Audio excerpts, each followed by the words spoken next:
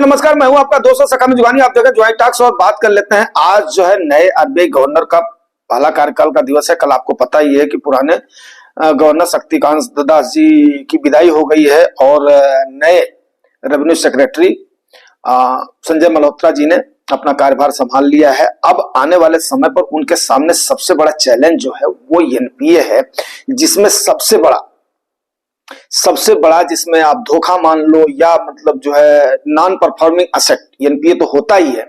उसके बाद में क्या ये नॉन परफॉर्मिंग असेट बोलना सही है या नॉन परफॉर्मिंग जो बैंकिंग प्रणाली है वो बोलना सही है?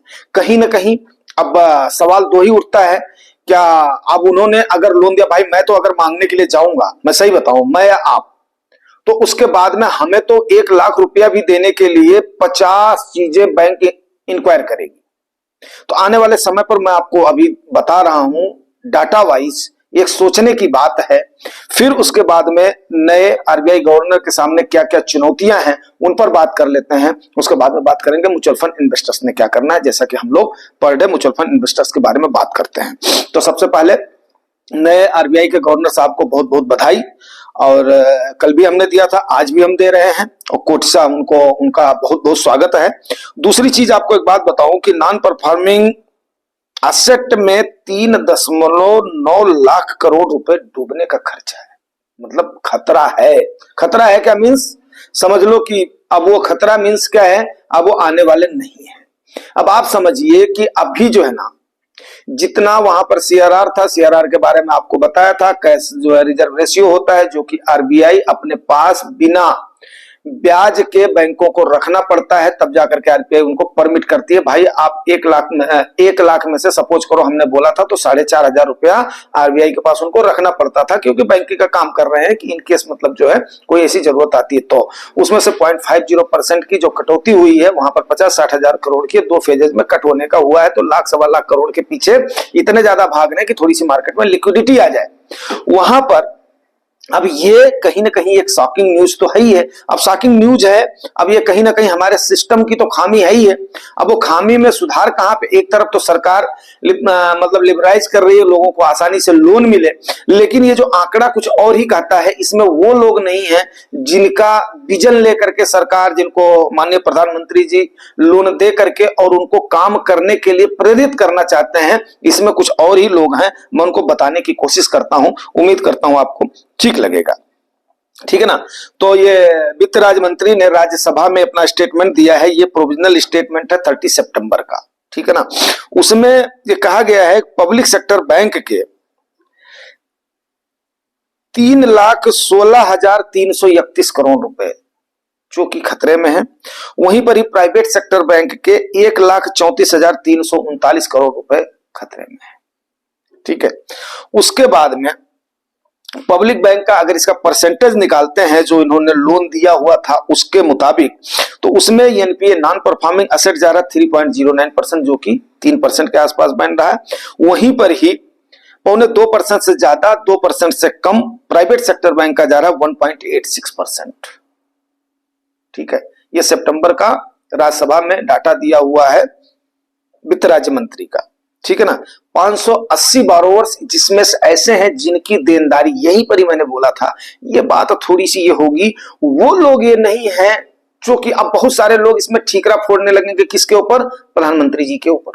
नहीं, ये वो लोग नहीं है जिनको उन्होंने एमएसएमई के तहत या मतलब जो है बेरोजगारी के तहत जो भाई लोन लो, उसके बाद में अपना काम करो, जॉब जो है वो करो, अपना सेटल करो और उसके बाद में फिर तब जाकर के इसको जो है चुकाना। बहुत लोग इस पर कमेंट करना शुरू कर दे, मैं इसको क्लियरफाई कर दूं। इसमें से बहुत सारे लोग वो हैं जो कि 50 करोड़ से ज्यादा बकाया है। अब अगर जिसका 50 करोड़ से ज्यादा बकाया है, वो आप सीधी सी बात समझ लो, कोई आम आदमी नहीं है, वो समाज का रसूखदार आदमी है। वो उस रसूख को चेंज कर सकता है, वो अपनी पोजीशन का। अभी जैसे ही आपने देखा है एक ठेकेदार ने किसी महिला बैंक मैनेजर के साथ कैसी अभद्रता के साथ व्यवहार किया था, मैं तो उसको देख करके ही रह गया कि क्या संस्कार हैं लोगों के, क्या संस्कार हैं लोगों के, हम लोग कहां पर जा रहे हैं। मैं आपको सत्य बताऊं कि अब आने वाले समय में अभी जो है 2 महीने में आपका वोमेन्स डे आ रहा है और एक्चुअली उसको करना चाहिए हमें कि मतलब जो है ऐसे बेवकूफ आदमी को भी जो सरकार उसके ऊपर क्या संज्ञान ले रही है, ये तो मैं नहीं कह सकता हूं, लेकिन कम से कम इतनी अभद्र टिप्पणी, इतनी ये, उसके बाद में उस आदमी को तो कम से कम आजीवन कारावास होना चाहिए मेरी तरफ से। अब बताइए, एक महिला पढ़ लिख करके बैंक की अगर मैनेजर की पोस्ट पर पहुंची है तो वो किसी की मां बहन बेटी तो है।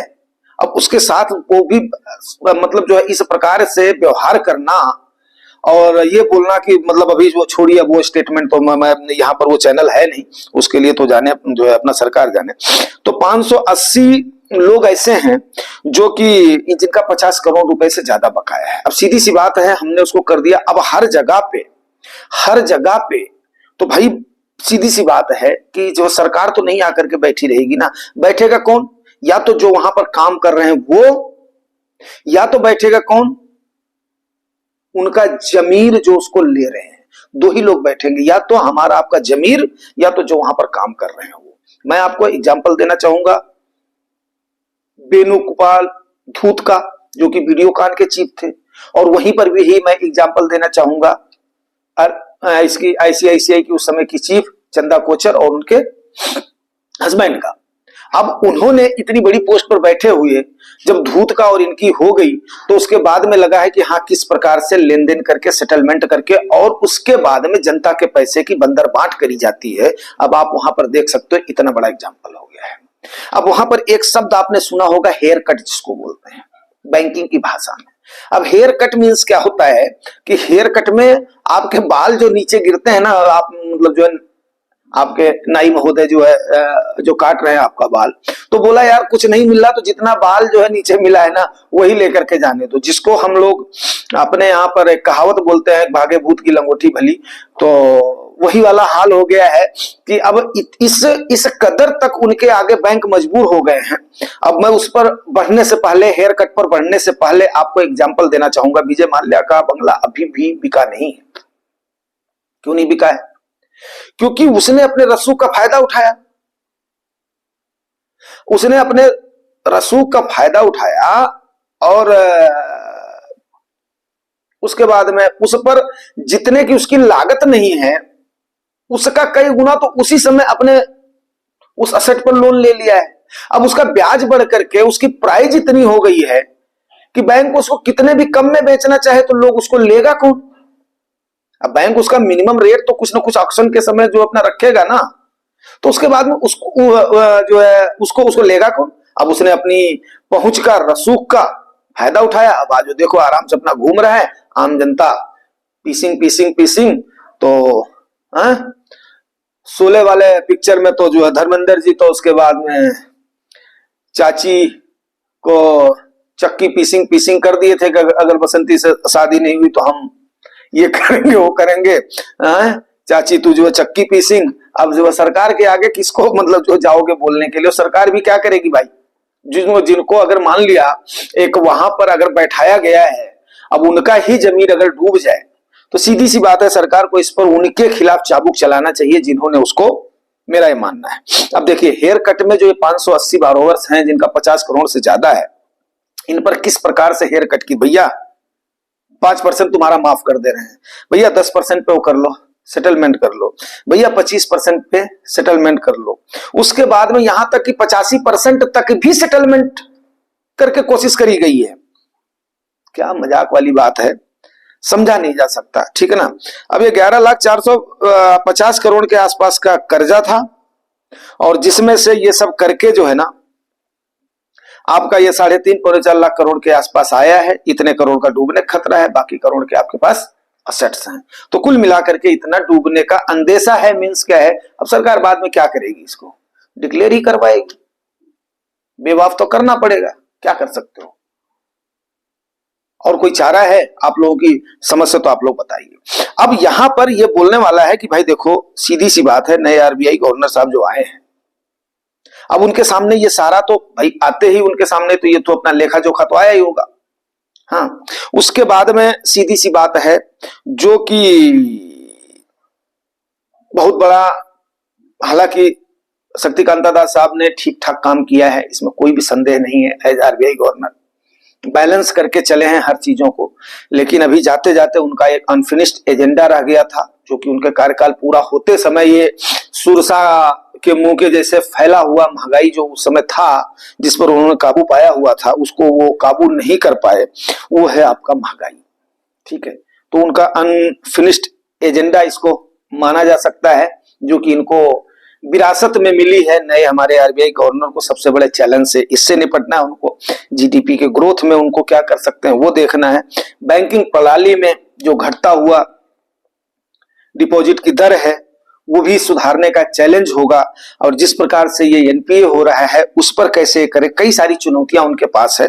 और इन चुनौतियों के बीच हम लोग आम आदमी, आम जन उम्मीद करते हैं कि आरबीआई का गवर्नर साहब उस पर हमारी उम्मीदों पर खरा उतरेंगे और हमारी गाढ़ी कमाई को, हमारी और आपकी गाढ़ी कमाई को संचित करने में और उसको ज्यादा से ज्यादा लाभ दिलवाने में हमें, क्योंकि हमें तो क्या चाहिए, लाभ चाहिए, सिक्योरिटी चाहिए, दो ही चीजें चाहिए हमें साहब आपसे। तो मैं हाथ जोड़ करके निवेदन करता हूं और आप लोगों की तरफ से, अपनी तरफ से उनका बहुत बहुत स्वागत व अभिनंदन करता हूं। पहली चीज।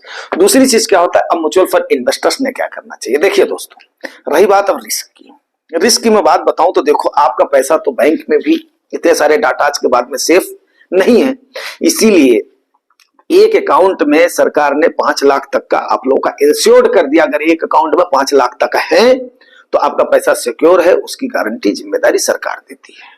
वो भी एनडीए के कार्यकाल का ये एक बहुत ही अच्छा इन्वेस्टर्स को राहत है कि कम से कम 5 लाख तक उनका सिक्योर रहता है, सरकार की गारंटी जिसको मानी जाती है।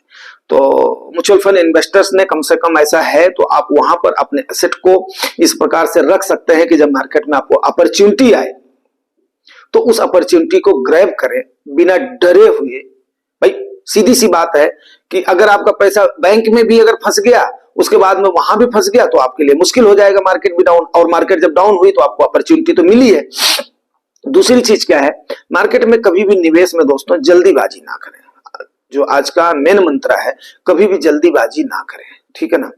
और तीसरी चीज क्या है कि इस प्रकार से देखिए 50 करोड़ रुपए जो लोग सोचते हैं मैं इंडिविजुअल शेयर ले लूंगा, शेयर लेने के बाद में मैं फंड मैनेजर हमारे लिए क्या करता है, मैं उसको फालतू का फीस क्यों दूं, क्योंकि ऐसा बहुत सारे लोगों के दिमाग में जाता भी है कि हम इसका करेंगे। तो भाई मेरे ऐसा है कि अब आप देखिए 50 करोड़ से जो ज्यादा की संपत्ति डूबी है वो कहीं ना कहीं तो किसी न किसी उद्योग में ही थी, छोटे उद्योग में थी। तो छोटे उद्योग में थी तो कम से कम आप सोचिए कि अगर आपका पैसा वहां पर पर्टिकुलर शेयर में होता तो पक्का आपका पैसा डूबता। इसलिए अपने फंड मैनेजर पर पक्का भरोसा रखिए, फंड मैनेजर का जो काम है वो फंड मैनेजर को आप करने दीजिए। और तीसरी चीज मैं आपको सबसे अच्छी बात बताऊं कि वैल्यूएशन के लिहाज से इस समय देखिए आपका क्या लग रहा है। आपका इस समय अगर वैल्यूएशन को मैं मानता हूं कि हाँ, जिसकी डिमांड नहीं होगी उसकी वैल्यूएशन तो रुकेगी, उसकी वैल्यूएशन डाउन होगी, लेकिन इस समय लार्ज कैप का जो वैल्यूएशन है वो अट्रैक्टिव वैल्यूएशन है बहुत सारे शेयर्स का, और हो सकता है उसमें से कई सारे शेयर्स आपके फंड में भी उस परसेंटेज में हो। तो मैं ये नहीं बोल रहा हूं कि सारे के सारे लार्ज कैप में चले जाओ, सारे के सारे मिड कैप में चले जाओ, सारे के सारे स्मॉल कैप में चले जाओ। मैं हमेशा जिस बात का जो आपका थंब रूल है उस थंब रूल को बताता हूं, 100 माइनस एज, अपने एज के मुताबिक ही अपने आप को और अपने शरीर को लोड देने का कष्ट करें, नंबर 1। नंबर 2, कभी भी उन थंब रूल के बाहर जाने की कोशिश ना करें जो कि आपको एक्स्ट्रा बर्डन दे दें, आपकी सुबह और शाम की चैन को छीन लें। बात मेरी समझ गए आप लोग। तो म्यूचुअल फंड इन्वेस्टर्स ने हमेशा अपने एज के मुताबिक ही अपने आप को कष्ट देना है, लोड देना है। जैसे आपकी लोड लेने की कैपेसिटी कितनी है वो आप जानते हो सबसे बेटर, ना तो उसको मैं जानता हूं ना ही उसको हमारे बाकी चैनल के सपोर्टर जानते हैं, जो कि एक भाई जैसा हमें सपोर्ट करते हैं। उनको भी मैं बहुत बहुत धन्यवाद देना चाहूंगा। तो आज इस सेशन को यहीं क्लोज करते हैं, मिलते हैं शाम को किसी और सेशन में। Thank you very much.